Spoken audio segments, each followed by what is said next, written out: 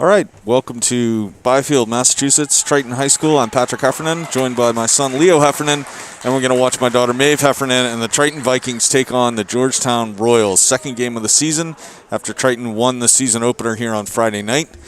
Leo, how are you feeling about this team? It should be exciting. I don't know anything about the Georgetown team, and I watched the Rockport game the other day. But, yeah, they're looking pretty good, and they're young. That's a walk. That's a walk, though.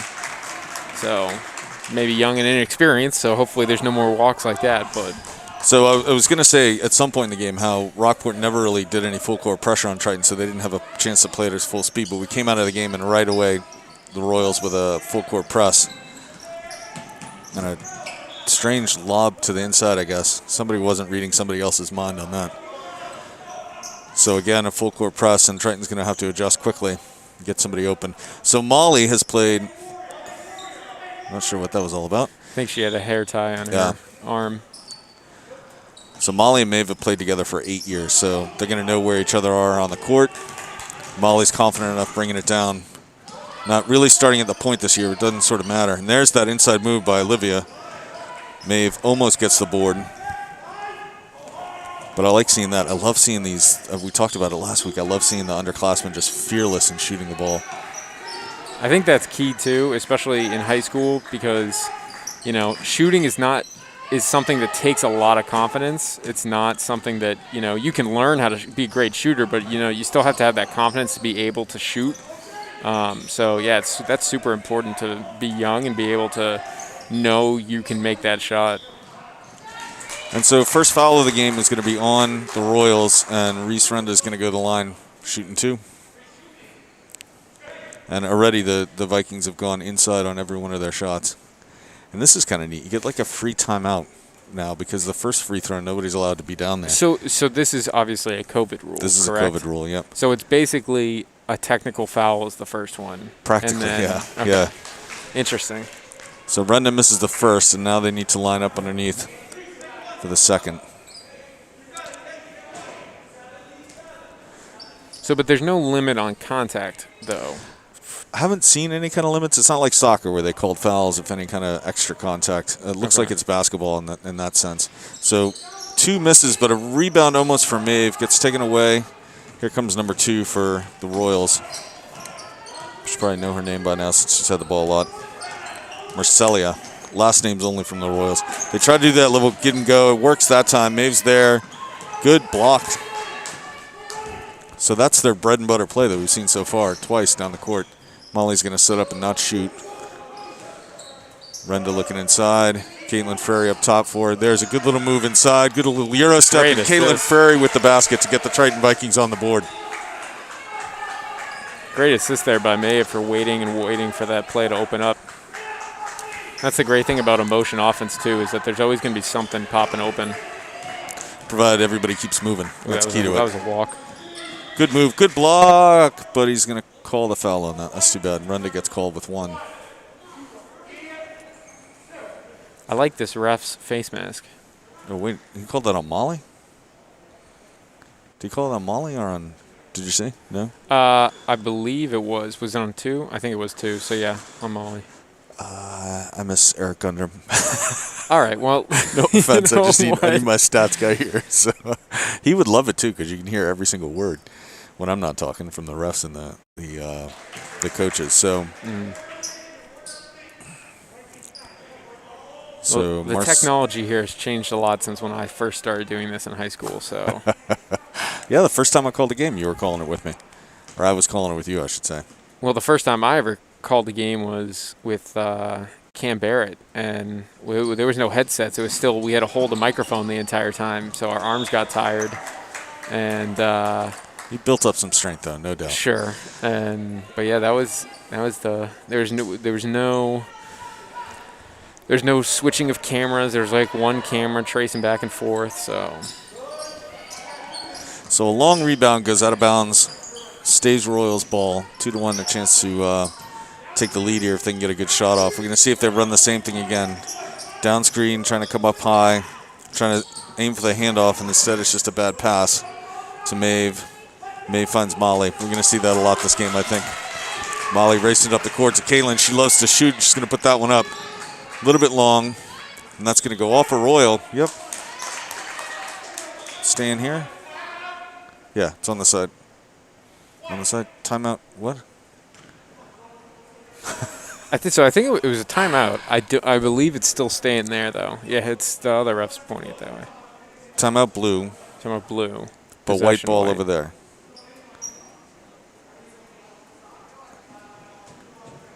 All right, all sorts of confusion here early in this game.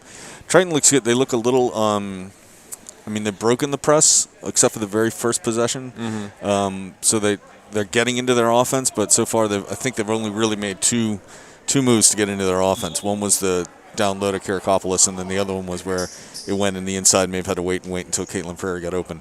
So we'll have to see more from their offense because we haven't really seen that much so far. But defense looks pretty good, holding them to just 1 point so far in the first couple minutes of the game. Well, it seems, the first couple plays here, it seems like Georgetown, they've already figured out what Georgetown's trying to do each time. So, if they keep trying to push it down that alley between on the right side of the court there, they're going to, they just close out or they close into it every single time, and they're going to trap them.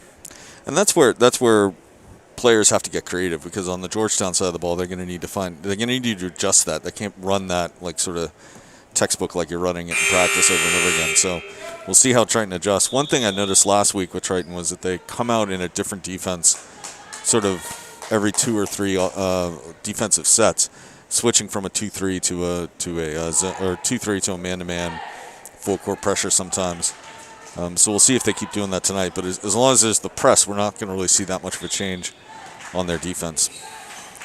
So first real play into Kirakopoulos. Maeve's pass is a little long. Good idea, though. Need a little more arc, a little less distance. Triton in their zone press. And here's another COVID rule. You have to inbound it from the side all the time. Unless it's a made basket, in which case, of course, the girl just takes it out underneath. But anytime it's a stop ball, it goes out from the side. And always from the side opposite the benches, regardless of where the ball went out. That was a walk. That was a walk.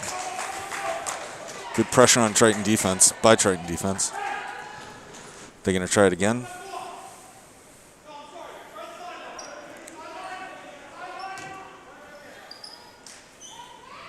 Tempted to try it again. Goes to Caitlin Ferry instead. Maeve coming inside, misses the pass to Molly. And now Triton sets up its offense. Molly's going to shoot. Deep shot. Oh, good deep shot, though. Almost goes. Pressure coming on the ball, but she's been able to get across half court. And now Royals go into their set. A lot of screens down low. Good defense. Oh, but the girl wasn't blocked out. Number 11, Morrison for the Royals.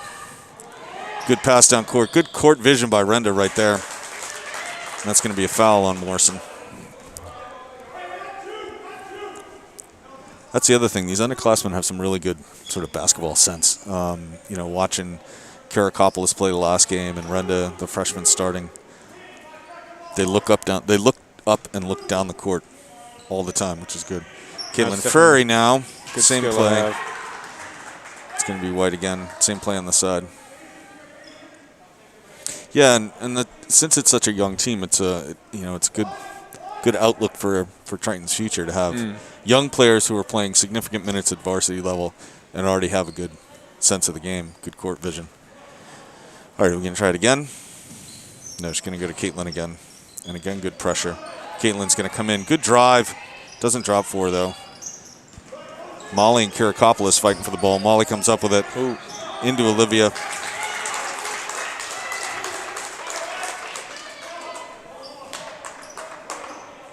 And that's another foul on, I think it was on 2-5.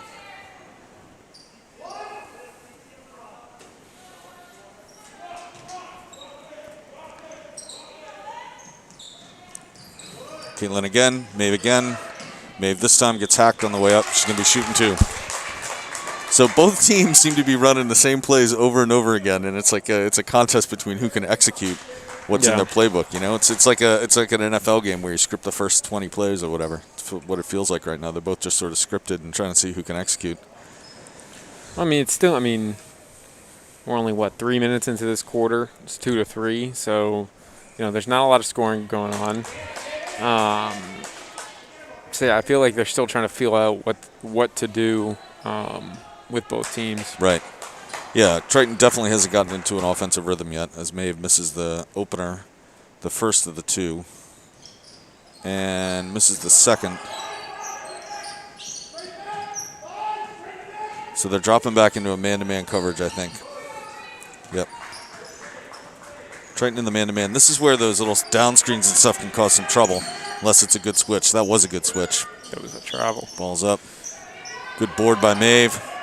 She's going to take it down herself. And she had Renda for a second. Now she's going to kick it out to Molly. Molly got to take that. Good little pick. Good little move inside by Molly, but she can't get the layup to fall. And it's going to stay 3-2. This is in contrast to last Friday, where the score was, I don't remember what at the quarter, like 12-2 or something, 14-2 at the end of the first. I don't think we're going to see 14 points before the end of the first here. Both these teams just not quite getting the shots they want. Good move by Molly. They're going to call that on the foul. Yeah, she got there a little bit late. Sometimes you just got to let the other team shoot. You know, it's a long game. She got a step on you. She was moving in. So Riley Bell now going to be coming into the game, I think, probably for Molly.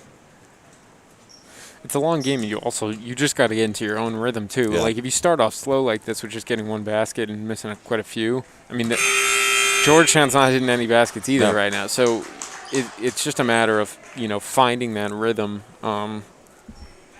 because it'll come. Yep. And in the last game, Molly had a quiet first half, ended up with 11 points on 3 3-pointers that she shot in the second half. So it's just a matter of getting her warmed up, too. So Riley Bell on the court now, and that one's going to drop, give them a 4-2 lead. And here comes the pressure right away. Nope, they're backing off. Georgetown in a man-to-man as well, and a miscommunication between Riley and Maeve right there. And they're in their zone press again. That's what I'm talking about. Last time down the court it was man-to-man. This time they're back in their zone press. I mean, it keeps the other team on their toes too. Yeah. In terms of trying to figure out what to do, and I feel like too, especially early in a game, pressing early is I think that you should always press in the first and the fourth quarter, and then for like the first 2 minutes out of halftime. Hey, there we go. Either 5-second violation or lane violation. I don't know which. It was a 5-second violation. Yeah. But yeah, because if you keep the teams on their toes, especially early, it'll throw them off, and then the second you sag off, they're going to get complacent. So then when you come back after halftime, good play there. Great, beautiful play by the freshman and the sophomore. Renda drives the lane, makes the great dish to Karakopoulos, who is exactly in the right place to be, too. That's the other part of it. Maeve with a steal almost. It's going to go out. Going to be white ball, I think. Yep. Well, we can do the instant replay. I don't know if that's a possibility yet, but we can do the replay here. I have to figure say, out who it is. When we have a minute, I'll tell you what I think about instant replay for VTV. Oh, good move inside. And that's going to be a jump ball or a foul. I'm not sure what they're calling the foul on Karakopoulos with the reach. Maeve. Oh, we just found out that there is possible to do replay. I think that's what I just heard. All right, Bob Lathrop telling us. Not today, but maybe soon we can do replay. So the thing that scares me about replay is I say a lot of things that I regret. And so the replay is only going to make that more obvious. Great pressure by Triton, but the Royals are still going to get the ball across the court into number 35, who's in position and walked. Yeah, she walked. Yep. We'll see at what point do we get to where, a game like this comes down to the wire and then the refs immediately look up here and say, with a last-second shot, wait, can we get replay on that and see? Yeah. So Riley Bell brings it across. She's got that very distinct Bell dribble. A little bit of confusion inside. It looked like Frary and Karakopoulos were both going after it. Good little outlet pass. Good long shot. Missed layup. So Triton with the ball again. Paige Levitt coming in now. She's your defensive specialist. It's very sloppy play right now on both teams, I think. I think they're still trying to, get into, as we were saying, get into rhythm. But it's definitely a lot of errant passes, grabbing at the ball popping out like it just did. And they're making a big effort to send that ball inside to Kirakopoulos, and unfortunately it's just not working. There's a call, number 2 on Georgetown. But in contrast to last week when they were shooting a lot more from the outside, we really haven't seen, other than Molly and maybe Caitlin taking a shot. There's a good play to Paige Levitt. Oh, couldn't handle it. Ball's going to run out of bounds. Yep. Calling it white ball, though. We'll take that. Not entirely sure it was, but that's all right. Since there's no replay, I can say not entirely sure it was. All right. They got to get some cleaner passes here. Good pass into Paige. Paige looking to go to Kirakopoulos. Back out to Maeve. Maeve looking to go inside. 35 is playing decent defense on Olivia. There's a heck of a block. And there's Maeve's going to go to the line again. Chance to redeem herself and get a couple of these. So Maeve, Olivia, and Caitlin and Reese Renda have stayed on the court these whole 6 minutes here. It's been a slow 6 minutes, that's for sure. It's been a choppy 6 minutes, let's call it that. A chance here for Maeve to get on the board.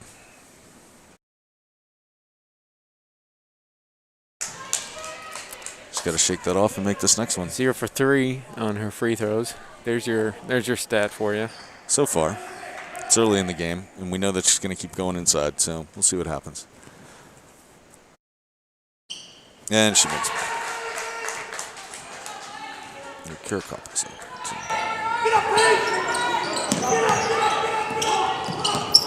Ooh, they broke that press pretty easily. Good defense by Renda, but actually good defense and not get called for a foul or make a mistake there. Maeve with the ball, going to bring it up. Under control, looking around, looking for Kirakopoulos, who was, I think, a little too high up, and there's a miscommunication again. They're just not on the same page tonight. Not so far.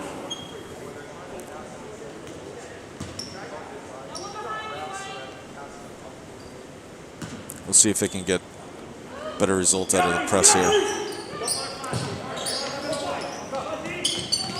Oh, almost a travel there. Georgetown gets it across.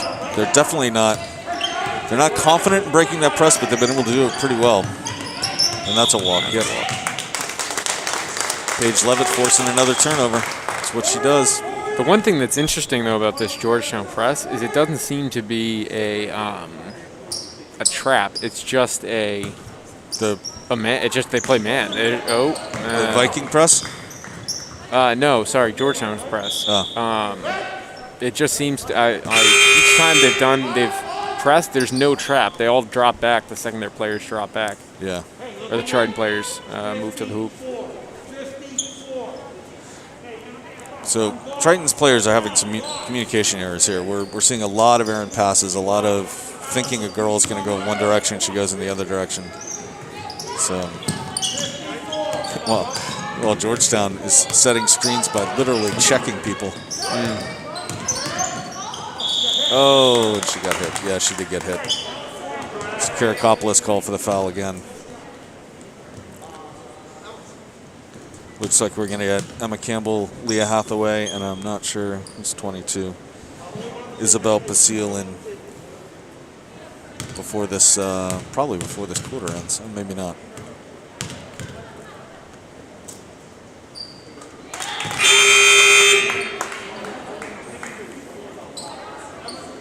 Another free throw for Georgetown. That was number 14, Zielkowski. Maeve comes out. Caitlin comes out. Kirakopoulos comes out. Looks like Emily Hoggard in now, along with Emma Campbell. Renda stays in, the only starter in there still. Ooh, looked like a little bit of over the back. Either got away with it or went out. No, went out. No, it went out, but it looks like it's going to stay here. Oh, maybe not. He pointed. Yeah. Oh, okay. It's definitely some confusion there. Yeah, I think there's miscommunication on the refs too, because he definitely pointed towards Georgetown's direction. So now Triton's got to get this ball in. This is a young team that's on the court right now, and that's going to go out. So in contrast to last week, they're sort of relaxed the rule on where the inbound is coming from. Good pass, though. Great look inside. There's Emily Hoggard. The senior puts one in. Fantastic.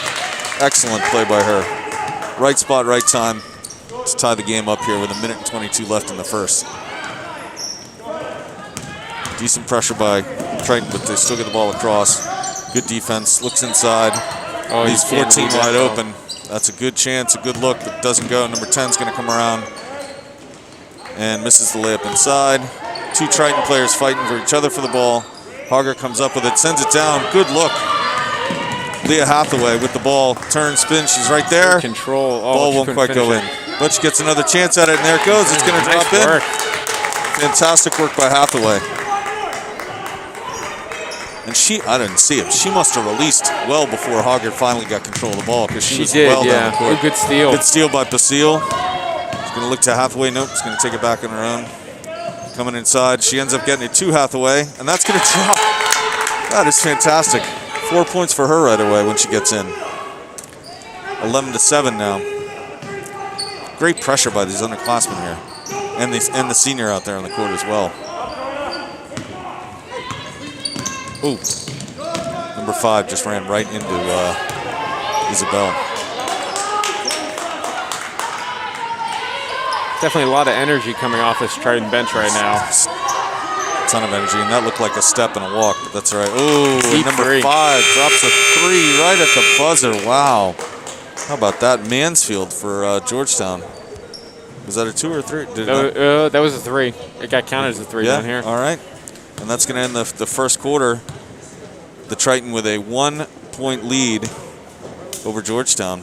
And the bench scoring for Triton today has been fantastic. Leah Hathaway with 4 points, Emily Hoggard with 2 points, and Caitlin, Maeve, and Olivia Kurakopoulos getting the rest of the points for Triton. Been really, really solid coming off the bench. They just like you said, the energy just went up a notch. That's for sure. Definitely. I mean, and if you like that bench came out, they immediately. I think a big part of it was they broke that press to get Emily Haggard the ball in seconds before I think Georgetown even recognized that they had broken the press, and I think that immediately energized them to continue that effort, because then the next play it was just boom boom boom right. It was all fast break points for the most part except for one.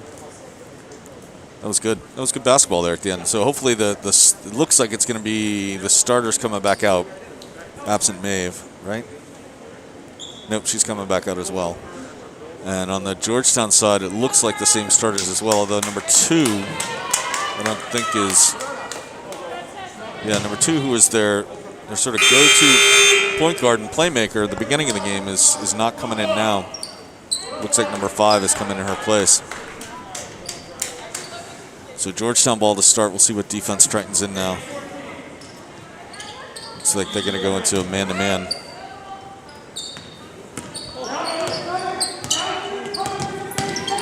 Molly's got to play a little bit cautious because she does have 2 fouls, I think. But she's not playing cautious at all. Great swarming defense by Triton. That's got to be 5 seconds or a walk or something. There we go, 5 seconds. Oh, fantastic. That is excellent team defense right there. All right, so I really don't want to see a deep long pass. No, good. And there's the play to Renda, nice play. She's got a ton of open space, kicks it out to Molly. Pass wasn't quite good enough. That looked like a bump and a foul there where Molly was going for the ball. But it was 50-50. I don't know about that. But it was a good-looking play. It was a good-looking play, that's for sure. Yep. Just the pass was a little off for Molly to catch and shoot there.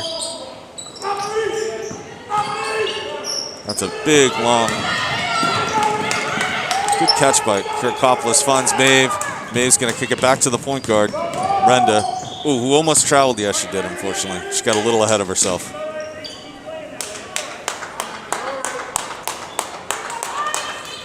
So just 2 fans in the house tonight. Actually, 3 fans, I think. I think one person's doing a Facebook Live. And then Emily Hoggard's parents are here as well. Definitely a weird environment, but you can hear every single thing the coaches say. Maeve almost could have got called for a foul there. Good pressure defense by Vikings. Back into their man-to-man. all the way down to 14 seconds on the clock, shot clock, before the Royals are really able to do anything. Jump ball. Here we go. Here we go. Should be Triton ball. And it is. So the defensive energy definitely came out in the second quarter. They haven't scored yet in the first minute, but it definitely played with a higher defensive energy. It seems like a more focused defense, too. There seems to be a lot less confusion on who's covering who. Oh, ball won't roll. Kirakopoulos doesn't quite come up with the rebound. Fight underneath, and now Molly's got to be really careful. Oh, that was a great play. And kind of a Euro step. Oh, number one with the hack on number one. Gets away with it. Molly slows it down. She had Kirakopoulos, finds Kirakopoulos almost. A little bit too late with that. And again, Molly's got to be careful with those two fouls. That was a walk, yeah.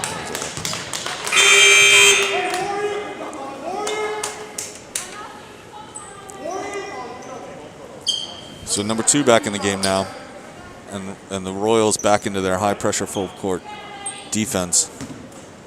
We'll see how Triton reacts to this one. To Caitlin. Caitlin can definitely move with the ball. She gives it up to Renda instead. Renda sends it down to Molly. Molly, catch and shoot. She really wasn't set for that. I think she rushed it a little bit, but she's definitely got to keep shooting. All right, look for the down screens here.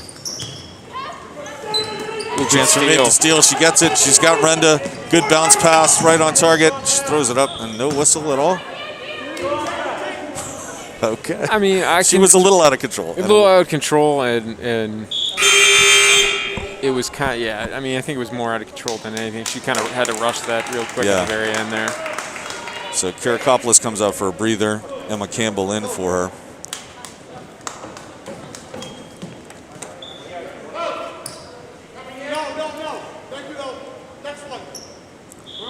So on the next whistle, we'll be seeing number 11 again.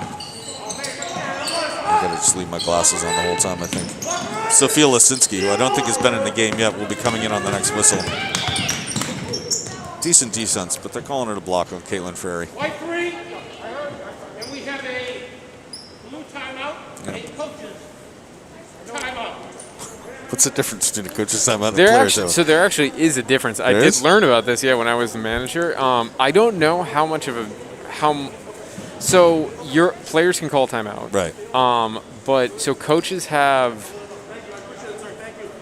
3 per half. I don't remember the exact numbers, but coaches have a certain amount, and players have players don't have a certain amount per se. But a player can't a coach can call a timeout 3 times and a half. Players cannot call timeouts from the court 3 times and a half. Right. They can call, I think it's once, maybe it's twice. Yeah. But they can't. So it doesn't really matter, in the first half. But in the second half, if it's close and it's also there's more than 2 fans in the gym. So it's hard to talk to them. It's hard to talk. It's hard for the refs to hear the coach calling the timeout. The player can call the timeout. But don't quote me on that, but I'm pretty sure, if I remember correctly, from 5 years ago when I was the manager for the varsity team, that's what the rule is for that. Yeah, that makes sense, and it makes sense that there would be a limit to the number of times the coaches could do it. So, correct. So what are the Royals talking about? What's the adjustment that he's trying to make, you think, right now? Because it's not like, it's been 2 solid minutes of play in the second quarter, and neither team has scored. Both teams have again looked, much more intensity on the defensive end and just poor execution on the offensive end. So what is? I think for the Royals, I would be telling them right now just to be more creative. They're still running very similar plays.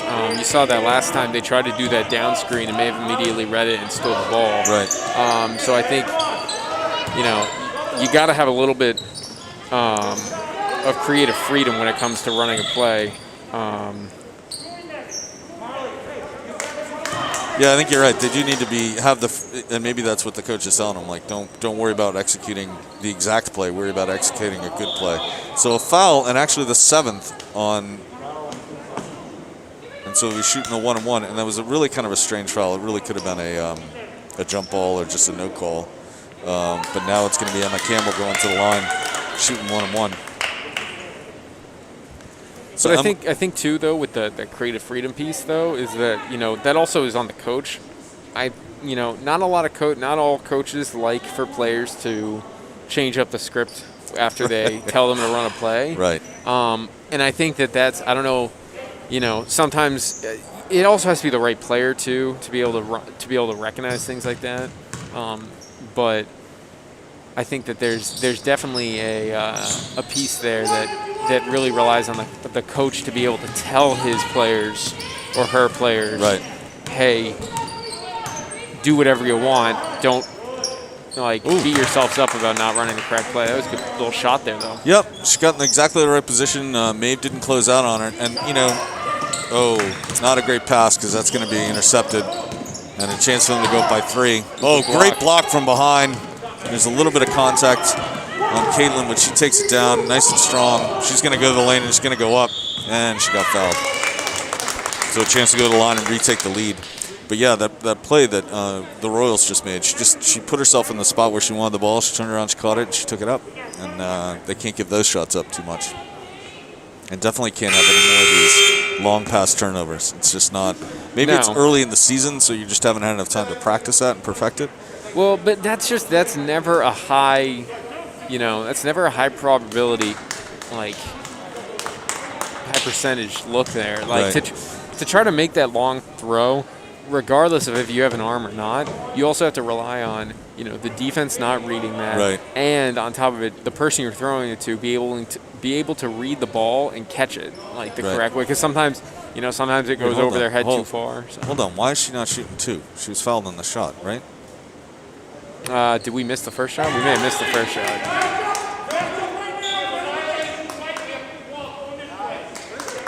So there's a line violation. I think do we miss the first shot? I don't know if we missed the first shot, but I do know we had a chance to take a lead, and a line violation is going to take that away. And so now it's Triton with a chance to apply their full court zone pressure again.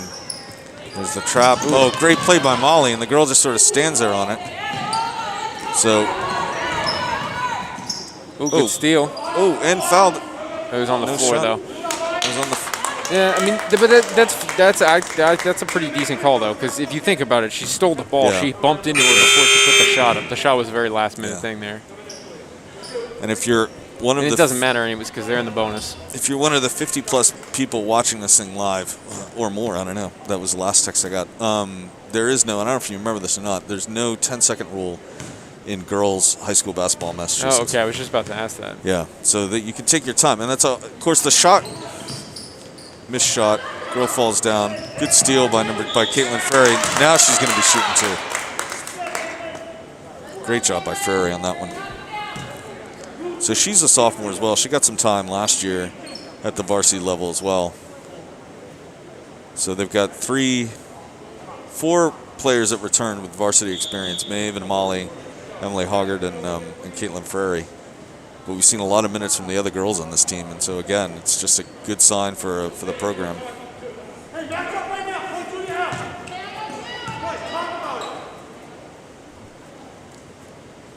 And she sinks her first. And Caitlin Ferry has another point on the board. I got another text saying that our viewers are liking the stories we're telling, so I guess we got to keep up the different stories. And Caitlin Ferry hits her second, and I'm not going to touch that for a second.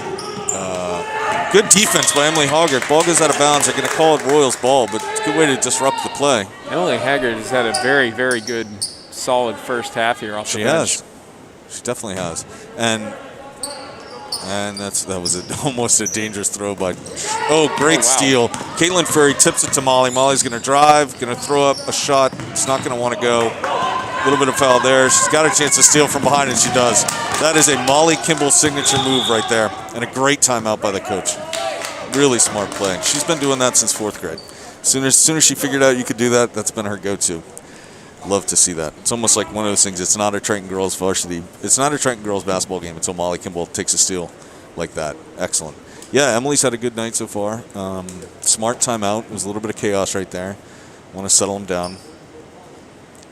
He's got a couple of the younger players out there right now. Leah Hathaway on the court again, as well as on number 22, Isabel Bazile. That's one thing I do wish I had is like the pronouncement, how to pronounce every player's name. Yeah. I mean, I'm lucky I'm not even bothering to try and get the Georgetown Royals team. I didn't get first names. All I got was last names, and I'm trying here, well, but I feel bad on the Triton side. I got to have them each make a little recording of how to say their name. Yeah. Well, I mean, I've told you this before. When I did this, when I did the broadcast in college for the men's soccer team, half the team was from Latin countries. So the names were just all over the place in terms of not only pronunciation but length. So I distinctly remember one of the wingers' names being Maximiliano Rebellero Camus. Wow. And having to say that every single time. And I could have said his last name, but his last name was Rebellero Camus. So that's also long. So might as well say it all.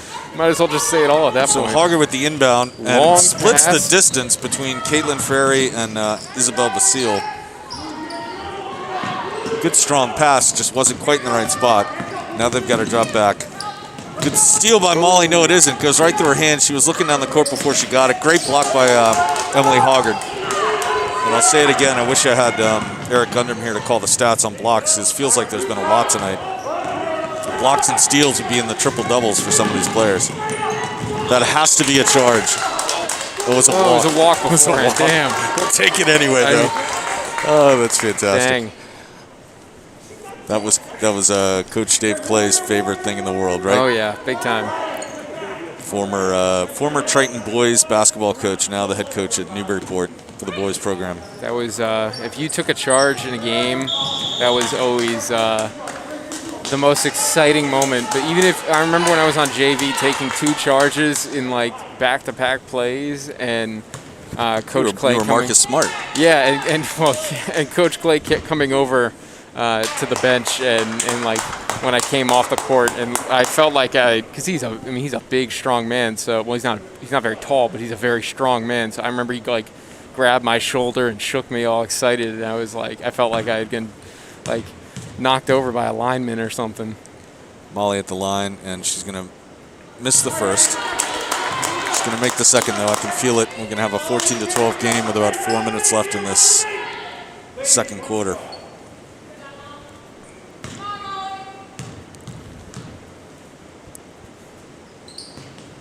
And she misses the second, but a good board by Caitlin Frary. Chaos in the court, fight for the ball. They're going to call it a jump ball. It's going to be Georgetown's ball. It's all right. Possessions are always even, so they're going to get it back next time. And plus, Triton's already in the double bonus, which is great. 2 more fouls away from being just in the bonus, the 1-on-1 for the Royals. So, and referee gave her a little bit of a break there and didn't start the count when he really gave her the ball. Good play, good dribbling play by number 25, but she stops in the wrong spot. Good trap. They can't quite follow through on it, though. Good little spin move by number 14. Another steal by Molly. Yep, it's going to get it to Caitlin. Caitlin's going to turn around and look up. And it looks like it's a steal by number 14. Instead, it's just a little bit of chaos. Ball goes out of bounds on Caitlin Frary. Caitlin's dribbling. Caitlin's down the court dribbling reminds me of Mia Barandino. Remember how she used to dribble? Had a very same kind of, like just the intensity that coming down the court, which you gotta love. Yeah. I mean, you gotta love that. It's a very aggressive dribble style. Dribbling with a purpose. So again, the zone press by Triton. Great pressure by number 33, Hathaway. Molly down there with her. That's going to be a foul. It's a question who they're going to call it on. They're going to call it on 33. That's actually good because they could have called it on Molly. Decided not to, so it's only the 6th foul. 3.5 left. Renda's going to come back in. Maeve and Olivia Kirikopoulos getting a long breather here. Molly comes out. Hope she knows the foul wasn't on her.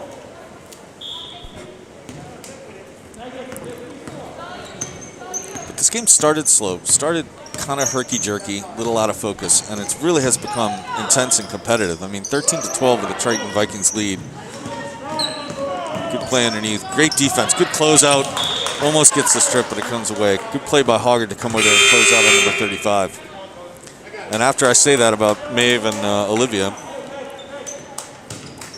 they get brought in for Hoggard and Hathaway. So Triton needs to go on a little bit of a run here. Make something happen.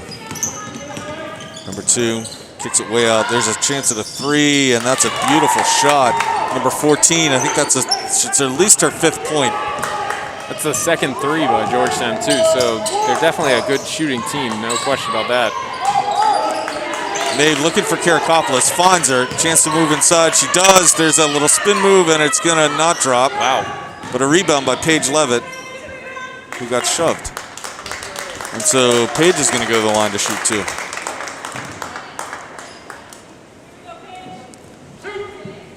I would definitely say that the scouting report on the Royals is to pound the ball inside, because Triton has been doing that relentlessly in this game. And I don't know if that means the Royals have a good outside perimeter defense or they just feel more confident on it. Paige Levitt drops one in. Good for Paige. And I think that's her first point of the season. I don't think she scored last Friday.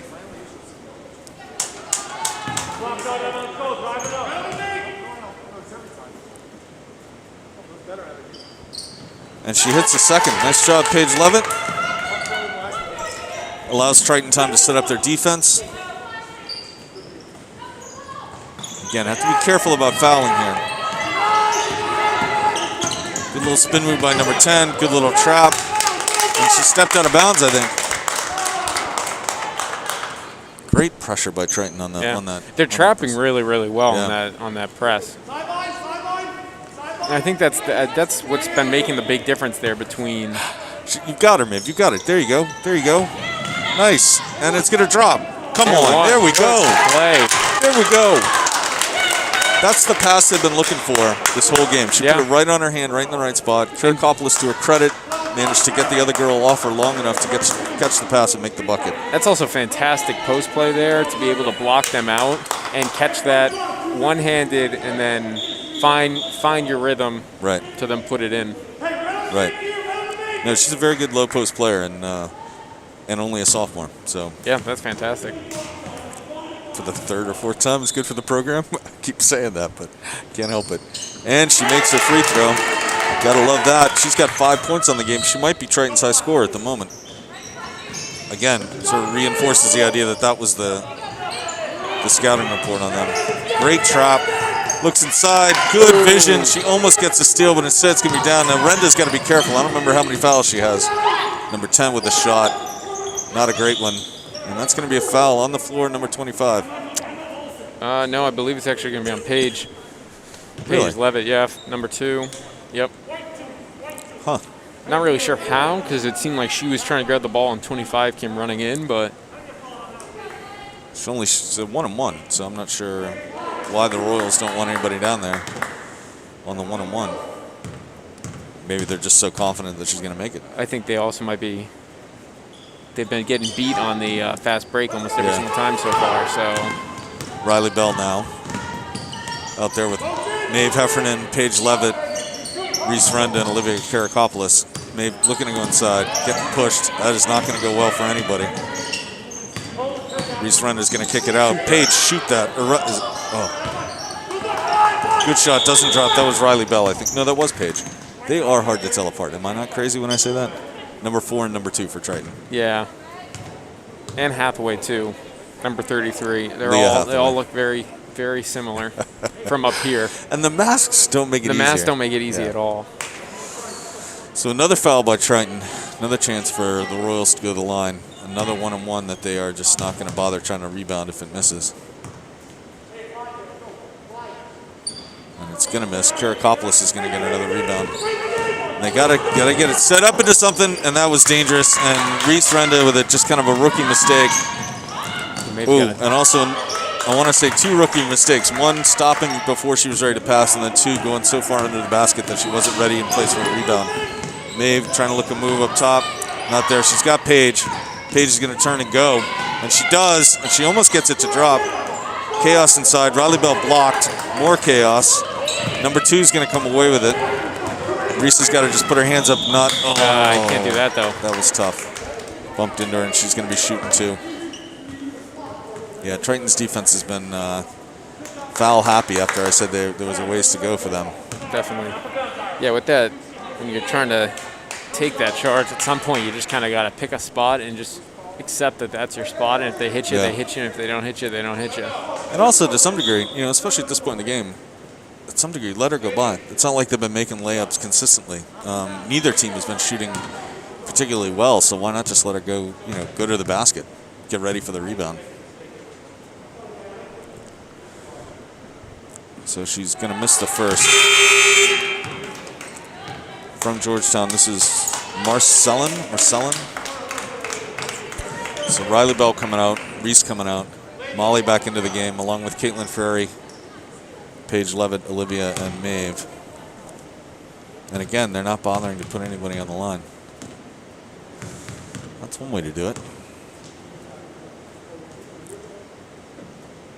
She's going to hit that one, though. Tie the game up with a minute and a half left to go in the quarter. Minute and a half left to go in this first half. Molly bringing it down, looking for Karakopoulos underneath. Said she's got to kick it out to Paige. Paige is open, decides not to shoot. Passes it into Maeve, who was hit by number 2 as she was going for it. It's a physical game. It has been, yeah, especially coming into the second quarter here. It's gotten more and more physical as the quarter's gone on. So they're now realizing they need to double team Olivia, but that's got to get somebody free. It's going to leave the inbounder open if they're quicker. Ooh, nice little play. Nice little play into Caitlin. Caitlin Ferry. Beautiful. Another basket for Caitlin Ferry. She's got 5 on the night. Triton retakes the lead with a minute to go. Almost a steal by Maeve. She's got to get her hands up a little bit more. Caitlin Ferry again has the ball, and she's going to go up. What's the call? I believe 2-5 with the block, 2 free throws. She's got to make them both. It's too bad this isn't the NBA and you could have had the little continuation rule there. Yeah, there's no continuation in high school hoops. Well, no. It was a good little play, though. And she's going to miss the first, unfortunately. Got to hit the second here. Gives them time to set up the defense with just under a minute to play in the first half.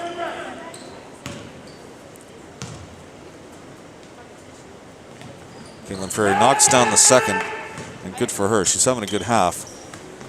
And again, giving the defense time to set up. Coming all the way across, and that's going to be a steal. Karakopoulos is going to get it. Maeve's going to look, finds Molly. Molly, you shoot all day, Molly, all day. Almost. Paige with the board underneath, but they can't quite hold on to it. It's going to go out and going to be Royals ball. Molly's got to keep shooting, though, even when you miss those. She lit it up last week, 3 in a row from 3. Not going to open this game up wide if she starts hitting. So, again, oh, good little tip by Maeve. Don't foul Maeve, don't foul Maeve, don't foul Maeve. Oh, they're just calling it out of bounds on Maeve somehow. It may have hit her foot as it went out. That's what it looked like from here.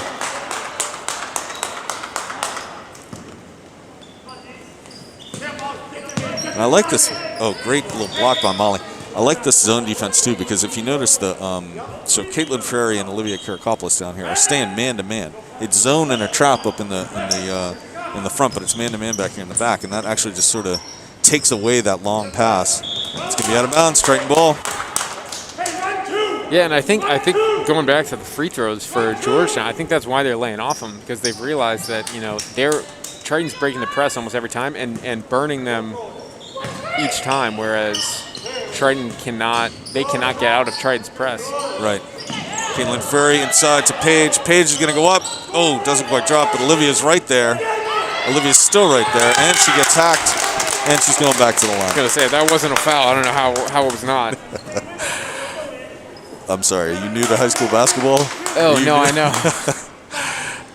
Yeah, we see a lot of things here. It's even worse at the younger levels, at JV and freshman. Yeah. It's 10 times worse. So Karakopoulos on the line again. She's made 1 free throw tonight. And she's going to miss the front end of these 2. So if she gets the make here, the Royals are going to have 20 seconds. They can get one more steal, one more stop. They can go into the half with a little bit more of a lead here. Could be 4 if she hits this. They can get into the basket, bring it up to 6. She's going to miss that. They're going to lay off on the pressure, see if the Royals can execute a play with 15 seconds left to go in the half. This is number 5 who's come in for number 2 at the point. Going to get hassled by Molly all the way down to 8 seconds. Great pressure. Molly falling down, but still manages to get a hand on it. Karakopoulos, good defense, very good defense. Ball's going to go up, and that's going to be it for the half. So we're going to end that second quarter with the Vikings ahead 21-18. So outscored the Royals, but not by much. Just 10 points in that second quarter to the Georgetown Royals, 8 points. Not the high-scoring game we saw last Friday. No, but we haven't seen the outside shooting, and maybe this is Coach Shields' strategy. Pound him inside for a half, and then in the second half, you're gonna get the ball into Karakopoulos, who's gonna kick it right back out for an open shot. I mean, if we start to see that, that'd be fantastic. Yeah, I think the energy-wise, it definitely started to pick up there, especially once that first bench shift went in that first quarter. It seemed like Triton's energy just started. It seemed like they were sleepwalking the first maybe 5 minutes of that game. And then when the bench came in and energized everyone, and that they carried that right into the second quarter there, and especially in the press, that's for sure. Yeah, I wonder how much of that is there was no hype music, there was no here your starting lineup, there was no chance to sort of get the energy. They did their normal warm up, but then they just there's no national anthem, there was nothing to sort of signal. Okay, now is the time to really get hyped up, and so if that's the way we're going to play every one of these games going forward, then the coach is going to have to make an adjustment and say, okay, we need to think about what we need to do as a team to get ourselves pumped up, because we're not getting it from certainly not from the crowd. I mean, and even then, why would you have that? Beyond say a little bit of music and warm ups, why would you have your lineups? It doesn't make any sense. It doesn't make any sense. Okay. It's not a normal year. It's not a normal season. So you got to adjust to it just like you would for any game situation. You just got to adjust for the season situation here. It's just one of the COVID adjustments they're going to have to make. So another adjustment is the half times are incredibly short. Just 1 minute and 43 seconds left before we go back into action. And I do want to say a thank you to the crew here tonight. Of course, Bob Lathrop running everything, and then we have Kyla McClelland. Why do I not put my glasses on when I'm trying to read? I don't know. Amelia Joyce and Haley Harris working the cameras for us, and we are hearing from around the world that Triton's the quality of the VTV broadcast is fantastic. So and I think it is. We got lucky. We got to do a bunch of soccer games this fall, which was fun. No football, of course. And doing this, we're going to still have the boys basketball as well. And then hopefully in the springtime there'll be a softball season. I can't believe I'm saying that, but that one season that we did softball was enormous fun. So hopefully we'll get softball and baseball as well in the spring. So teams come back. See what Coach Shields does to start off. If he goes with the normal starting 5 or shakes things up a little bit. The girls coming off the bench there at the end of that first quarter really brought a ton of energy. So maybe he saves that and brings them out to sort of spark a run again towards the end of the third quarter. Definitely want to come out of this at least in that press, because it definitely seemed to shake up Georgetown quite a bit. Yeah, the press is working, and it's just what kind of adjustments can they make on the offensive end to sort of open this game up a little bit, because it feels like Triton is the better team. Oh, I know I'm a complete, totally biased. I know that. But it definitely feels like Triton is the more experienced and the better team right now. They just need to up the level of the execution on the offensive end to really get something to happen. I think the only thing, Georgetown definitely has the advantage on shooting so far. It seems like, at least from outside too, they seem to be a much better team at shooting, whereas Triton has been struggling beyond the arc and from the mid-range. But I think that Triton, in terms of their defense so far and in terms of limiting those opportunities, has been much better. Right. And I think Triton's going to need to close out a little better on the outside. Going to need to make better passes. That was a little bit off. Maeve drives. Somehow not fouled. Molly's got to be smart here. That's smart, just letting, oh, it's going to be out. It's going to be Triton ball. That's the right way to do it. That's what we were talking about earlier. There's no need to try and hack that thing. There's no need to try and put the body on her. Just let her go by and see if she can make a layup. And she missed. Molly's going. That's not going to work. Yeah, that's not there for them. It's just hasn't worked. Oh, good play by Renda just to make that pass difficult. Good switch by Caitlin. Gets in the right spot. Nobody in the right spot for that. Maeve with a rebound. Triton has switched back into a man-to-man now on defense there from their 2-3 that they were in before. Maeve looking to go inside. Molly's going to shoot. I love it. Get in there. Come on. Karakopoulos with the board. Maeve with the body. Can't quite get the steal, though. Oh, he's going to call. He's not going to give him a timeout. Going to give him a jump ball. And is it Maeve who went down? Looks a little shaken up, but I think she's going to be okay. He's up. She's not going to even acknowledge the trainer. Not going to even look at her. Well, nope, not going to tell her. If you notice, she also took off her knee brace. That's a good point. She did.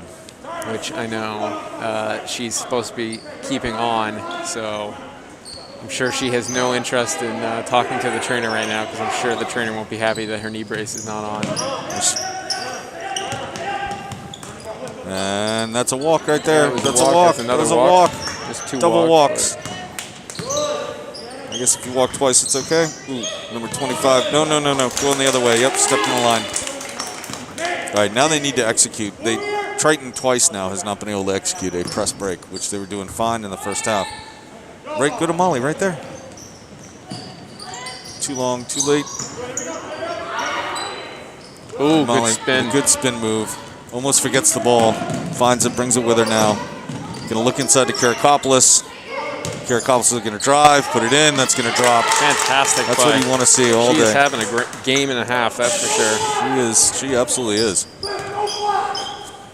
And that's the first basket of the second half for either team. Gives Triton a 5-point lead. And Caitlin Ferry was almost in the right spot, but the girl got by her. Puts it in for 2. Maeve looking up. Maeve's going to push it. She's got Ferry. She might drive herself. Decides not to. Ooh, good move. Switch again. Looks inside. Great pass. Wow. Fantastic pass and move to get into there. That was a highlight pass right there. And I know I'm biased, but that was really, really good. And they got to do more of that. And I want to see Karakopoulos take that and kick it out. Find one of her teammates outside as well. Get some outside shots going. Good little move by number 2, but not a great shot. She gets her own rebound, though. Chaos underneath. Going to be a jump ball. It's going to be Triton ball. Should be, yeah. So the other thing on these inbound plays too is hit the open girl right away, whether or not it's the play. If the girl is open, just hit her with the ball, like right here. Yep. There you go. Because that didn't seem like it was supposed to be the pass they were looking for, but Ferry goes up, can't get it to roll, and she didn't have any help down there, unfortunately, in the rebounding end. Another fast break by the Royals. Ooh, jeez, Molly got hit right in the back. You saw that? Yep. That's a walk. That's a walk. That's a walk. No, that's a bad call. That's a really bad call. That's a walk. That's rough, and that's got to bring Molly out of the game. Oh, they're doing a full 5 subs. I like it. It's a hockey line. Here we go. So got to be a little bit frustrating for the starting 5. They came in and only scored the 3 points, I think, right? No, the 2 points. So here's Triton's second line out here playing defense. Paige Levitt closes out inside to number 1. Nobody in around to rebound. Riley Bell with the ball. Leah Hathaway now going to drive, going to go up. Is it going to drop? It's going to, no, it's calling a double dribble. Good instincts, though. Good way to take it to the basket. So if you're Georgetown, this is where you need to try and put the gas down, try and make something happen, because you can see that it's the second 5 from Triton that's out there. So if you can't execute, if you're Georgetown now, you're in trouble. Good try by Hathaway. That had to be a walk, but instead it's just going to be a tip. You got to little laugh. You just gotta play along. So maybe this ref has a microphone in his ear and he's listening to the game. And he's hearing our frustrations with him, so now he's taking it out on us by making these bad calls. Nothing will compare to the time the police showed up. So not to arrest the refs, unfortunately. No, but could have. All right, here we go. 14 with the ball up top for the Royals. Swings it to 2. Good pressure by Triton. She's going to be open again. That was only a 2 and short. Haggard can't swing it down, but Basile gets it. Gives it up to Paige Levitt. Paige Levitt looking down. She's looking down. She's going to go all the way in. Nope, she's going to kick it out. Hathaway tries to drive by. Instead, gives up the steal. Number 2's got a 2-on-1 kind of. Manages to find the right play, but can't make the layup. Haggard with a rebound. Again, she's having a good night. Long pass. Number 2 makes the steal, or the deflection.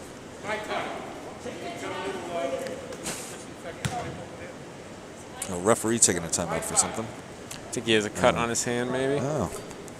Looks like he does. Except I think. Okay.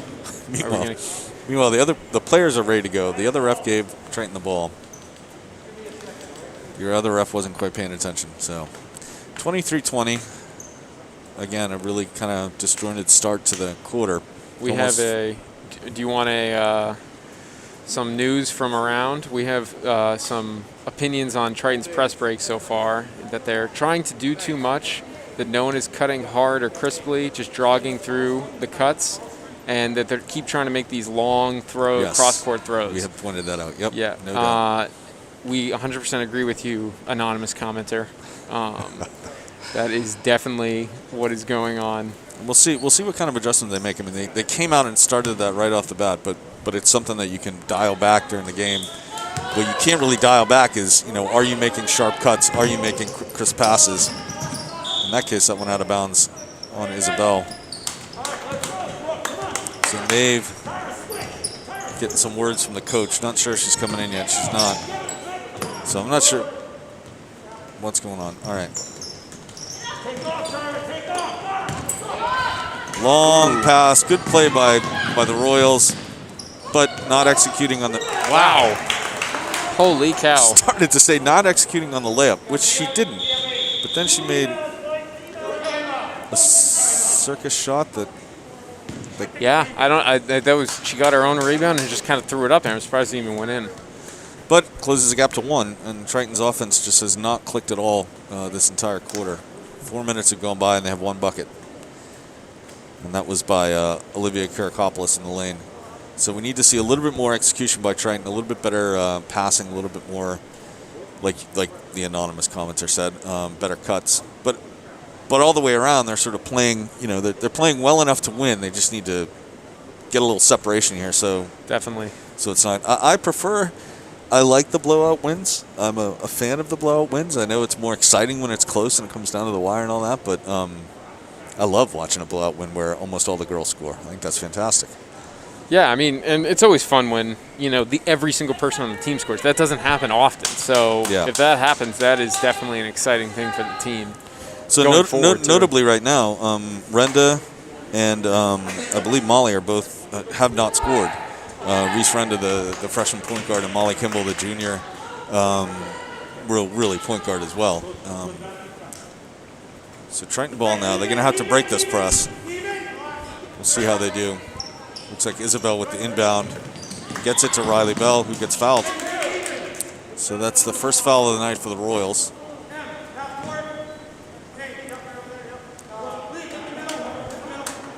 So again, get the ball to the open girl right away, no matter where she is on the court.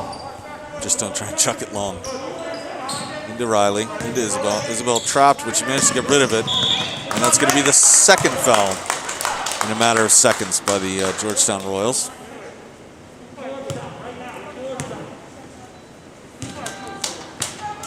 So Georgetown defense has to collapse back into the half-court set, try and go into its triangle offense. Kicks it out to Paige. Paige looks around. She's got Isabel. Instead, she kicks it over to Emily Haggard. Haggard swings it way across to Riley Bell. Beautiful fade. And there's a shot that looked good, and it goes in. That is fantastic. Riley Bell on the board with 2. Good energy, good press, good trapping. Again, no 10-second rule, but they've wasted 7 seconds. They still haven't got it across half court. Almost a foul there by Isabel. Good no call by the refs. 14 to shoot another three. I think she's the only one that's made them for the Royals tonight. Chaos in the lane. Triton ends up with the ball. Good drive. And she gets traveled. She traveled? Yeah. Talking about distinct dribbling styles, Paige Levitt also has a very distinct dribbling Yes, style. she And the does. fact that she keeps her head up pretty well, Yeah. that it always looks like she's about to throw the ball cross court to someone under the hoop. Yeah. So that's good. It's a good way to be deceptive. Did Maeve just sort of set herself up to see if she could get the ball when it was definitely in the... I think she did. I think she did. It might be a trick she learned from her older brothers, I'm just saying. Molly Kimball with a tip.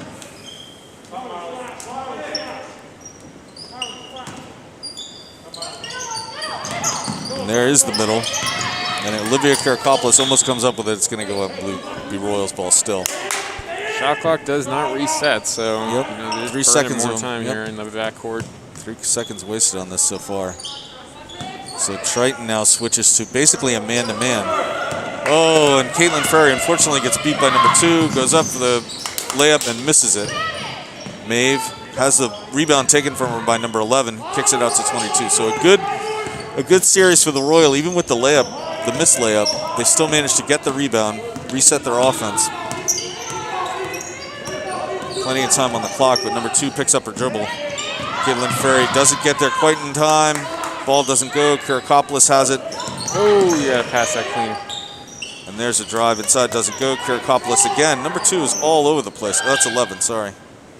She misses. Caitlin Ferry with it. Looks up. She's got Karakopoulos. Not sure she's going to go to her or hold it back up. She's got Maeve and Molly trailing. Take goes that, to take Maeve. that. Oh. Maeve doesn't take it. Instead goes to Renda. There's Caitlin wide underneath. And now Karakopoulos with a chance to put one in, and she does. Because that's been her game tonight. She is your high scorer. And there's that foul on number 1. Yep, that's going to be on Molly. I was looking down on that. What happened? It's a foul on Molly. That might be 5, if No, not it can't be 4. It 5. looks like 4 probably. With how quickly they're trying to make Yeah. that sub.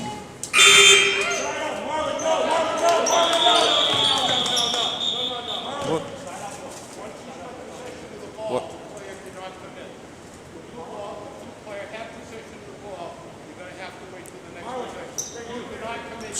The ref wasn't giving the ball. The ref that has the ball wasn't giving the ball so the girl could come in for the substitution. The other ref's just sitting there watching the girl coming down from the bench. Yeah, I don't. That looked like it was more of a miscommunication on the refs, and the closer one here didn't do anything. There's a lot of confusion, it seems, right now. There is right now because there was sort of a uncertain whistle. Molly. That probably could have been a travel. Good steal by Maeve. She finds Molly. Molly hit that. Come on, all day. That's a little bit short. Karakopoulos underneath. Can't get that one to go. Can't get that one to go. Maeve gets a rebound, kicks it to Molly again for 3, and that's going to drop Molly Kimball. That's what we're talking about. I bet that coach wants her in the game or out of the game now. Yeah, she definitely redeemed herself there for she did. getting that foul. My assumption is that was probably her 4th, judging by the way the coach reacted. Yeah, the way she reacted and how the coach reacted. Yeah. But and again, I will say that's a communication thing for Maeve and Molly, who have been playing together for 8 years. Maeve got that board, turned around and looked outside right away. Knew that Molly would be out there waiting for the ball. Triton pulling away here a little bit. Yeah, it's too early to say that, and I don't have anything to knock on. But you're right, it's 30-22. I don't think... no, so the Royals have scored 1 basket in this entire quarter. But it's been like that for Triton's defense in each one of these 2 season-opening games, where they play great defense, and then towards the end of a quarter is when they give up buckets. So they need to really lock down here for the next minute 45. Maeve needs to stay out of foul trouble. Same with Renda. They got Riley Bell on the court as well, Karakopoulos and Caitlin Ferry. And I wonder if that's a consistency thing or if that's a stamina thing, because it's not like their coach isn't subbing them out. Right. I know in previous years, former coaches made Let's no not go down that road. substitutions. Not going down that road. But the yeah, I mean they're definitely getting like their rotation in well, so they're well rested. So my guess is it would be a consistency thing, but I'm curious to see what happens here. Sweet touch pass by number 14 That was good from Georgetown. Doesn't quite go on the other end, but a great pass. And that's a little bit too much on that, and Riley's not going to be able to hold on to it. So that's unfortunate. Triton lost a chance to add to that lead. A little bit of a rush pass by Renda. No one's covering the back here, though. Good look to number 2. Number 2 with a step. Nobody was quite in the right spot. Renda with good pressure. Riley Bell covering number 2 now. She swings around. That's the girl who's shot from the outside a couple times. Good play by... Oh. Maeve just got spun and dropped by number 1. And it's going to stay Royals ball. It's going to be an angry Maeve tonight when she gets home. It's a physical game. So a minute 10 left now. They're going to go up top with it. Reset their offense. With only 8 seconds left on the clock. I don't think they know that. I'm positive they don't know that. But it doesn't matter. It's a turnover. Riley Bell with it. She's got Karakopoulos down. She's going to go to Ferry. Ferry with a little step, and it goes in. Nicely done. There we go. Caitlin Ferry with her second basket of this half. Fantastic vision there to be able to see not to make that pass down low, but to pass it outside for the easy layup. That's a block. Yep. So that's Riley Bell, the sophomore. Her sister, of course, Jamie Bell, was a senior. Graduated last year. Was a star point guard for Triton for a couple of years. And leaving Maeve and Olivia in this game right now with a 10-point lead. I think he probably wants to just cushion it a little bit, but I know Maeve at least has a few fouls, so he's got to be careful. Renda looking inside. Oh, how do you leave her that open? I don't know. And then Olivia Karakopoulos, and she puts another one in. She's the high scorer of this game by a long shot. I'm not going to try and do math on air like I did last time. It never works out well. She's got 11 points so far. I was wrong the last time I did it, so good defense by Renda. Pressuring them. They've only got 18 seconds left. Good move by Maeve. Good pressure without getting the foul. Excellent play by Caitlin Ferry. It's going to be a jump ball. It's going to be Triton ball. Triton ball with 10 seconds. Triton with 10 seconds. And why is Georgetown giving them? I don't know. That's crazy. And it's not like there's fouls. They just let them have an open shot there, and they're going to let Karakopoulos shoot. Another almost. He's going to get fouled and shoot too. She is living in the paint and just having a really good night. Yeah, she's got 5 made baskets, 2, 4, all 6, in the paint. 8, 10. Yep. Oh, 10, 11. She's got 11 points. One on the line. So a chance to add to her 11-point total right here.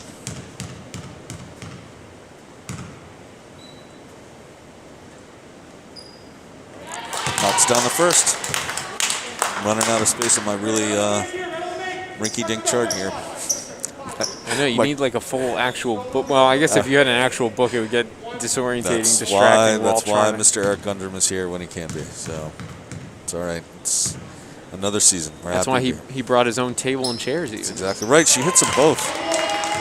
Karakopoulos feeling it, and now they extend it to a 14-point lead for Triton as the clock strikes the end of the third quarter, going into the fourth with a nice cushion, 14-point lead. The Royals looking like they're collapsing a little bit. They kept it close. They kept it to a 2-point game really until the last 2-3 minutes of that quarter. Coach now looking to see who he wants on the court. It's going to start with Maeve, Isabel, I think. Nope, Lasinski, sorry. He's going to start with Maeve, Sophia Lasinski, Renda, Campbell. Maybe he's only going to start 4. I think they're looking around trying to, Yep, looking for Riley Bell too. All right. I did coach once and had 6 players on the court at one time. And the ball went up and down 2 possessions before I realized what was going on. The parents realized it before I did.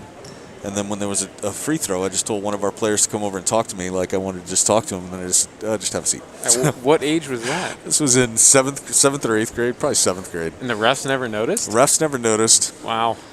one of the parents noticed and told me, hey, you got 6 on the court. I'm like, all right, let's see what happens. So It's a good thing that none of the other team's parents noticed, because then you know that they would have been they've been screaming. screaming and yelling. So It was a blowout. We were losing by a lot, so it didn't really make a difference. But, yeah, so you can't put 6 players on the court if you can get away with it. But I wouldn't put 4 players out, even with a 14-point lead.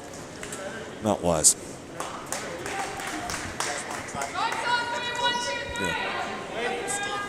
That'd be perfect, yeah. I'm going to try and do an interview with the coach after the game. So, Leo, start thinking about your tough questions. oh jeez. Really put him on the spot. So far, my biggest question is, what does he attribute the run to that they went to at the end of the third quarter? Because that's been the difference in this game. Their offense sort of came alive, and I'm not sure what it was that made all the difference. Little moving screen there, and then a sort of a wild shot. It's going to go out. It's going to be Triton ball. So Georgetown giving up on the full court press now. Going to allow Triton to just sit down and set themselves up. And a pass that was just a little bit behind Jamie Bell. A chance for the Royals to do something here. Good little move. Should be an and-1. There's a little bit of a bump by Renda, but they're not going to call it. Instead, it's going to be 2 points for the Royals. Just got to slow it down, settle down, find that right pass. Maeve up top, looking for Campbell. Emma Campbell with a step and almost a bucket. Looked good when it first went up. So Georgetown ball now. Triton not letting up on the press, which I'm all for. To the coach's credit, in the last game when they were up by 19, I think, he pulled them back. But at this point in the game, you're not pulling it back. Yep, Emma Campbell over the back, 5-1. Only the 3rd foul on Triton. The Royals also with only 3 fouls.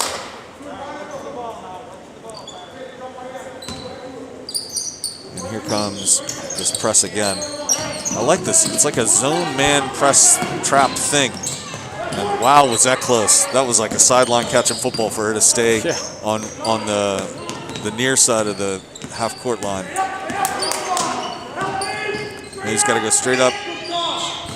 Oh, that is a rough call. I don't understand it at all, and I know I'm totally biased, but that is tough. Had her hands straight up, really wasn't moving her feet much. The girl really was so far into the basket. So, I mean, no chance of a shot. It almost seems a bit like a non-call there, just because she was basically underneath and didn't really have an angle to shoot. But, if anything, it should have probably been on the floor maybe. But she did pick up her dribble, so. Perfect. So it was 36 to 20, I want to say 22. Yeah, 36-22 at the end of the third. So far, it's been only Georgetown scoring buckets here. So now, going to pull out Campbell, going to pull out Bell, going to pull out Lisinski. Go back essentially to the starting 5 here. See if they can separate a little bit more. And it's this is good pressure time for this starting 5 to get some. Even though it's a lead, it's not a super comfortable lead. Molly's shot blocks. Kirakopoulos is right there, and she's going to get another basket. I don't know if that was a block or a foul, but. Well, we'll take it, though. Yeah. Molly has her 3, which I did give her. Good defense by Molly. Molly cannot believe that ball didn't go off of the other girl's foot, but that's all right. Let it go. Stay in the game. Yeah, they got a solid lead at this point. Now is focused on just minimizing those errors and making sure you don't rack up a foul suddenly. Right. That was an interesting no call there. Maeve's got the ball. Ferry's gonna shoot. She's got a 3-point shot. That one doesn't go though. A little bit of chaos inside, and she's gonna step out of bounds. Triton with a chance to inbound it. Fresh 30 seconds. I think she's gonna go to Kirakopoulos. That would be my guess. That's what sideline 1 is. I shouldn't be saying that out loud. Yep, that's exactly what it is. She's right there. That doesn't go, though, but this one will. Wow. She is having a game, that is for sure. I would say, I wouldn't say triple-double. I don't think she's had the assists, but she's definitely had the rebounds. And she's definitely had the buckets. This is probably her career high, too, because... Yeah, this is only her second... Oh, that's a foul, yeah. That's a foul on Caitlin Ferrer. You got to be there sooner. It's only her second varsity game. Okay, yeah, so she's got 16 points already, so... And in terms, I mean, she's got to be close to a double-double with the rebounds that she's been grabbing. Oh, interesting. So that ref who made the comment earlier about not being able to sub in just allowed a sub. So I'm not really sure what that ruling was actually earlier. So the Triton coach saying, "I see you. I see you. I'll let it go, but I see you." Caitlin Ferry starts to move without the ball. Looked like that a looked kick like or a travel, maybe. Good body, and that's going to drop. It's going to be an and one. Yep. Yeah. Brenda got called for that. Just not quick enough to the spot on defense, but still solid. I mean, just solid aggressive play by Triton all the way around. 40-27 now with 5.5 minutes to play. I didn't think we were going to get to 40, but Triton really put on the points there in the end of the second half of that third quarter. What was the score of the last game? Do we know? We do. I just don't know. Well, that's not very helpful. What am I supposed to say? I can't. I try and remember the things that I can remember, and everything else I forget. And there's a basket. Free throw, an and one. And now they're back into their pressure. Go quick, go quick, go quick. Don't hesitate. Out of bounds on Royals. So surprisingly, the Georgetown team brings its pressure back up after they go back to the starting five. Not sure why. She had a dribble there. Still goes in with it. Still goes up with it. Still drops it in. Wow. She has just been on fire. A force. And number 2. Try and get the trap. Oh, and there you go. Renda with the ball. She throws it up. It's not going to go. Pressure again. Now they're going to back it off. Yep. 42-28 now. 5 minutes left.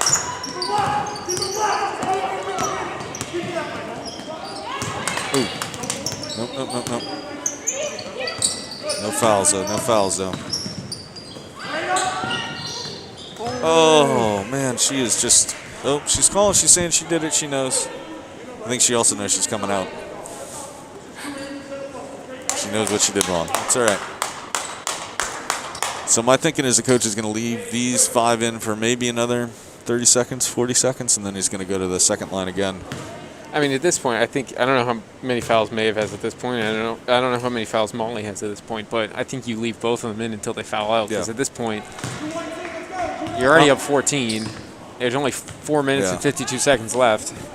You don't really need them at this point. If anything, you want them to find their offensive legs. I mean, Molly has the 1-3. Maeve has 1 free throw. But they were the high scorers in the last game. They each had 11.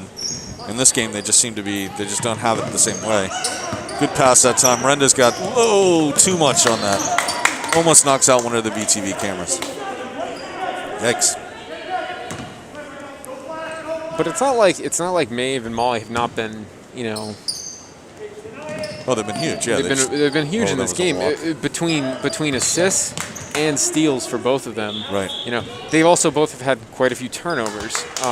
But in terms of moving the ball around well, stealing the ball on defense, they've been playing very, very well. It's just that they have not seemed to also take very many shots. Right. Molly's taken quite a few, but Maeve has not taken many at all. That's going to be a foul. Oh, it's got to be on either one of them. Maeve and Molly just collapsed on that girl. Who are you going to call it on? I believe it's on Maeve. Yeah, so she's going to be out, I think. No, maybe not. That's 4. That's what the book is saying. Yeah, again, that's the downside to not having... Is that her 5th? It was for 4th. Or 4th, all right. So 25 at the line now. This is Lowen for the Royals. Not going to go. Gets her own rebound, though, but runs into trouble. And then Ferry trying to pass up all around. Instead, it just gets going out to the Royals. Good closeout, though. Maeve with a good rebound. Finds the help, swings it to Molly. She's got Caitlin if she needs her. She's probably just going to bring it down herself, and she does. She had Kirakopoulos underneath. Maeve's right there. Chance to go up. Swings it out. Paige Levitt doesn't take the shot. Instead, drills it around, throws it up. Good shot. That's going to be over the back. Yeah. Yeah, she was way over the back on that, but we're getting a text update that the score of last game was 47-22. There we go, 47-22. So they haven't quite hit their score from last time, but they've given up more points. So 47-22. Well, I appreciate the score update. Can we get an out-of-town score on how the boys did today? That might be asking. That might be asking too much. Let me ask our source, or I'll just check Twitter. That might be asking too much. You know, the boys are playing Georgetown as well. So that's not going to drop. Kirakopoulos again with a rebound. Out to Paige. Paige is going to bring it down. She's got Molly. Instead turns around, gives it up to Caitlin. Caitlin shoots threes, and she hits them. That one's a little bit short. Maeve and Molly weren't quite on the same page on grabbing that rebound. It's going to go out for the Royals. The boys' basketball was the final score was 69-57. Georgetown won. Oh, too bad for Triton. So they're 1-1, I think, on the season now.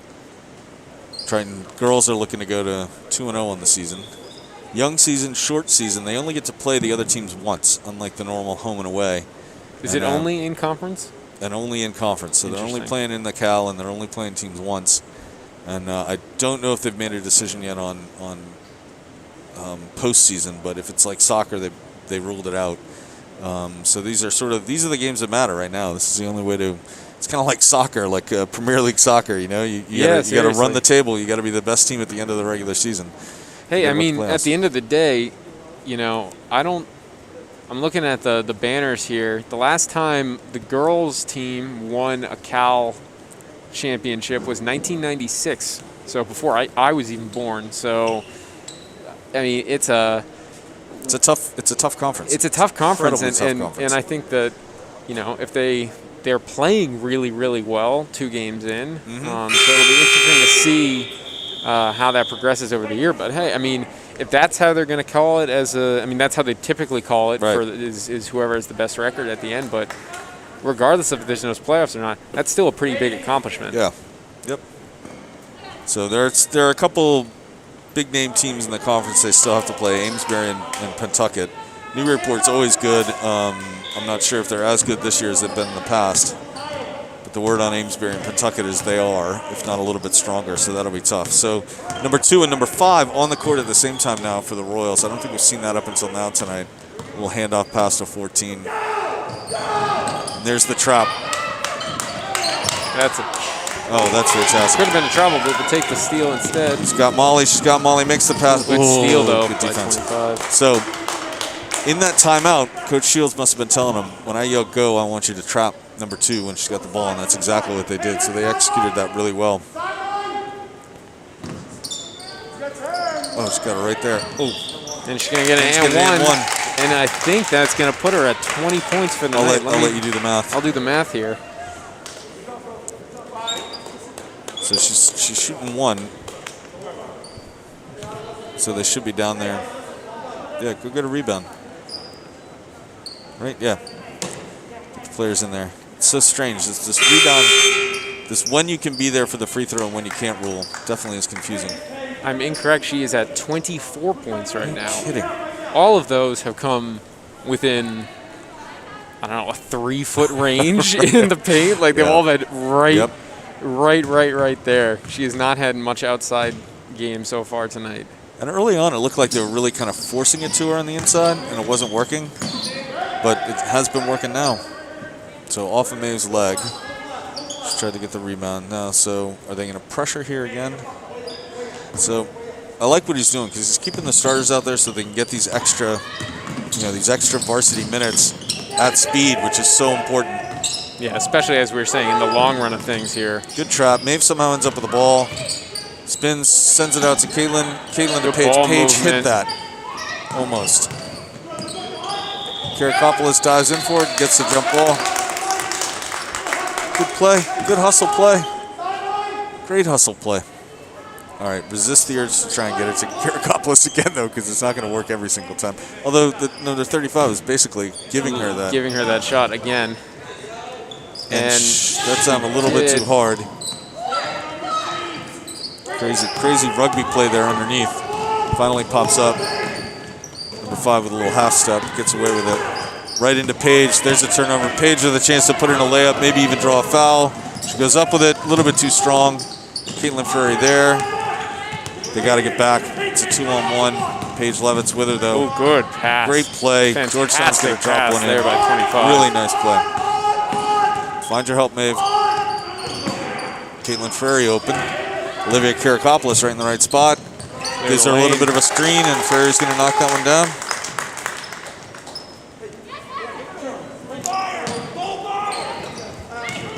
Molly with a steal. She's got Maeve underneath. Decides to shoot the 3 instead, and that's going to be a little bit long. Caitlin Ferry's going to put one up. Rebound. Maeve banging in there for the rebounds. Karakopoulos sends it right to Paige. Paige is there, but it gets it blocked. 2 minutes. 2 minutes to play in this game. 46-31. The Royals trying to make a little bit of a late run, and you can see Vikings not rebounding at all, giving up that inside. So again, the Royals with some pressure. Again, Triton breaks it. Well done. She's got Paige again if she wants her. Nope, that's going to be a charge. No. Yeah, I'm going to agree with the Georgetown coach. His first word was horrible.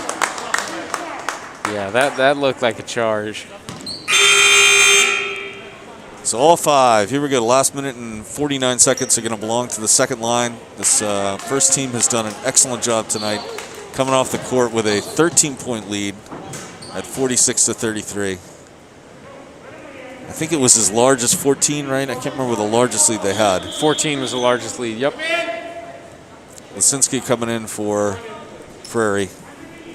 I've been told that I need to be better at keeping my my own stats as the color commentator to improve the audience experience. But I have a pretty good memory, so I do remember that it is 14 points was the largest lead to that anonymous comment. Well, I'm the last one who should talk about stats. I've relied on Eric Gundren for years, and I will continue to because it's easier than trying to remember stuff. So Maeve getting her post-game ice and wrap. It's a good sign when one of the starters can go ahead and start to ice down. It means the game is in control. And with 1:49, I don't see the Royals coming back with a 13-point deficit, but it would be exciting, I guess. Riley Bell playing defense on number 2 now. Number 5, chance to shoot, gives it up. Instead gives up to number 1 inside. And it might be, nope, she's going to corral it down, but they're running out of time. Excellent steal by Riley Bell. She's got help right there. Great little shot, didn't quite go. Leah Hathaway a little bit too strong. Number 1 with a great move. Great play all the way down.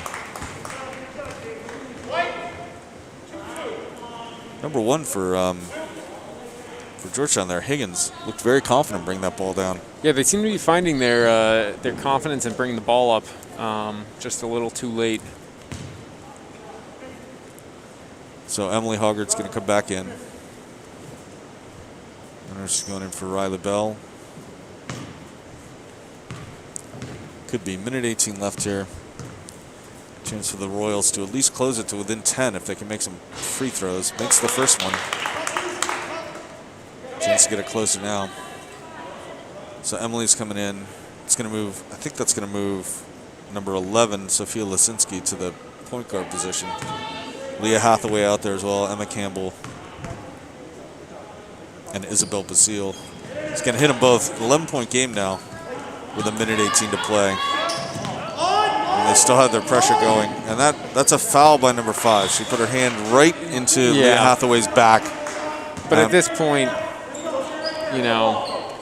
Yeah, I'm not sure how you call. I mean, she's trying to catch a pass, and the girl gives her. Oh, and it's Georgetown ball.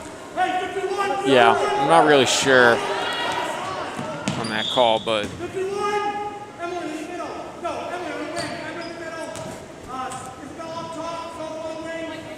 So Triton switching into the 2-3 zone here. See what Georgetown can do. She's number 30 just trucked. Then our number 33 just trucked number 2. So it is a physical game. That was real close to a walk. Nowhere to go for it. Number 5 almost has it still. Good long shot. Not going to go. Tap to Emma Campbell. Emma's got to find some help. Or take it up herself. Take it up, Emma. Nope, here comes Basile. She's got Hathaway. Hathaway likes to shoot. She's going to make that one. That was a beautiful shot. That's her first points in the second half. She's got 6 for tonight. The clock's still running now with just 45 seconds left in the game. Triton extends that lead back up to 13. And they should get at least one more possession before this. Yeah, they could go 2 for 1 here if they wanted to try to. The Royals? If they wanted to get 2 quick points here, they might go for the 3. They're going to walk it down. They're going to slow it down. They're going to slow it down, but she somehow doesn't hear the coach. Ends up being a turnover with 20 seconds left. Great block, though. Great block. Emily Haggard with her left hand just simply takes the ball and swats it out. That was beautiful. 19 seconds left to play. Coach wants them to slow it down when they get the ball back. No need to shoot. They should play some defense here and not give up another basket. That's a long 3, and it's going to not make it. Rebound Hathaway, and it's a jump ball. Stays blue, I think, for the last 10 seconds. It's a good win for Triton. First quarter was rough. It was uncertain. It was choppy. But they really took it to them in the third quarter, especially the second half of that third quarter made all the difference in this game. Oh, big time. They looked like a very organized team in that second quarter. And not just the starters, but the bench, too. You know, that bench gave them, in that first quarter alone, that bench energized them to really start here. No, the first possessions by the starting 5, like we talked about, didn't seem to have the same energy that second 5 came in and brought them. Just fantastic. So now, Coach, say goodbye. You don't do the handshake lines anymore, even the fist bump. Now we're hoping we get an interview with the coach. Have him come up here and have a chat. He used to coach at Georgetown, so it's a little exciting for him, I'm sure, to coach against his former team. I believe he has an interview first with the local press. Got to talk to the local paper first. We're just the TV. And good for him. So I guess my biggest question is, what does he think changed that led them to go on an offensive tear there? Like, what was the big difference there? And if not, any other questions for the coach other than that? I'm just curious what he thinks made the difference. Well, I'm just very curious to see what the big difference is. I don't believe he's coached girls before, so I think it's a big deal. That I don't know how much. That's my question, I guess. Is how much of a change is there between coaching girls basketball compared to? I mean, he coached for multiple years at Manchester Essex and Georgetown boys basketball. Right. So what's the big change there? Now, one of the things he said to me when I talked to him after the game the other night was that his sort of philosophy on basketball is that you hey, count up while I'm chatting. You count up Olivia's points. His philosophy on basketball was the open player shoots. So, no matter what, you want to shoot if you're open. And so tonight it seemed like it was pound the ball inside, get the ball to Olivia Kirkopoulos, and let her score. And fantastic. I think we now have Olivia, with us. Kind of a weird way to interview. It's almost like we're on a real TV booth. Olivia, can you hear us now? Yeah, I can. Can you hear me? Yes. You can. All right, Leo, what did she have? So you had 20 points tonight, which is impressive. So was that your career high? I would think so. Yeah. It was only your second game, Leo. So yeah, her varsity career. Okay, fair high. enough. Yeah. Well, yeah. Fair enough. That was. So I mean, did you just come out today and was that part of the game plan to get you the ball a lot in the paint? Yeah. Well, I've also been frustrated with myself because I tend to just huck it up there and not think about it. But today I was really focusing on just relaxing. And it seemed to work. Yeah, it definitely works. So you only had 4 in the first half, and then in the second half, really in that third quarter is where you turned it on. Was there something the coach said at halftime, or was there some change from your teammates that made it work better in the second half? You could just feel the energy. It was like a close game, and I knew I had to play my best and just relax and try and score as many as I can. Speaking of energy, it seems like the second 5, the bench came off the bench and brought a ton of energy to the game. How did as one of the starters? How did it feel? I mean, you got into the game more. Did it give you a little jolt? Yeah, it was good to know that all 12 of us is ready to play and wants to win. So it was good. Well, it was fantastic. Great game. Now, who's the next game against? I think Manchester Essex. Okay, so the coach gets to coach against 2 of his former teams. What did he talk about that before the game at all? No, he actually didn't. He looks at them a lot, so he knew a lot going into it. Right. So It was good. Well, it was an excellent game. Thank really, you. really well Fantastic played. game. Thank you. Congratulations. Excellent. So 2-0 start to the season. I don't know if we're going to get the coach or not. He might be coming up. Yeah, he is. All right, Leo, you want to ask him first? I'll let you go first. Sure. Yeah. Oh, let me flip the other one around there. All right, we can hear you. Okay, great. Great. Go ahead, Leo. So you used to coach at Georgetown and Manchester, Essex. What's the big difference so far been with coaching girls compared to boys? Well, I coached girls varsity soccer too for 5 years, and I like to think that I bring the same style and intensity regardless. I mean, it's not really what's the difference, I think, between boys and girls. It's just the group that you have. I have a tremendous group. They work their butts off. I mean, I don't really know what else I can say. They listen from the day one. They took in everything that I've brought, and I really couldn't be prouder. So we saw a real change in the second half of the third quarter. It was sort of a choppy game for a while. Neither offense could really get going. I think the defenses were a big reason for that. Played excellent high-tempo defense. What changed? What sort of broke the dam for you guys on offense? So we talked, every time coming off the court, and I was telling them, basketball's a game where it ramps up. It ramps up. You get going, and they just believed it. They stayed the course, and I think that's what it was.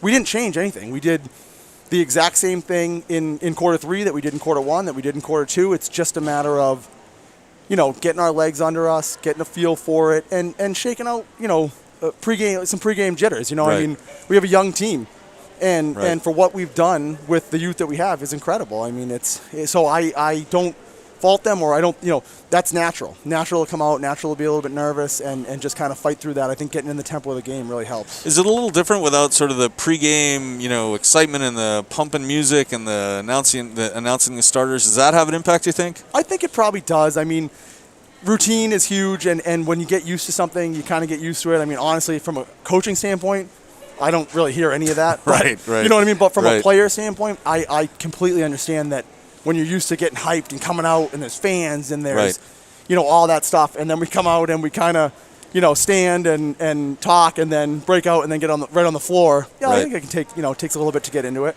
Yeah. So 2 wins in a row to open the season. Manchester Essex here on Wednesday night. First game, Molly and Maeve were your high scores with 11 each. Tonight, Olivia had 20 points. I don't know if you knew that. It's just insane.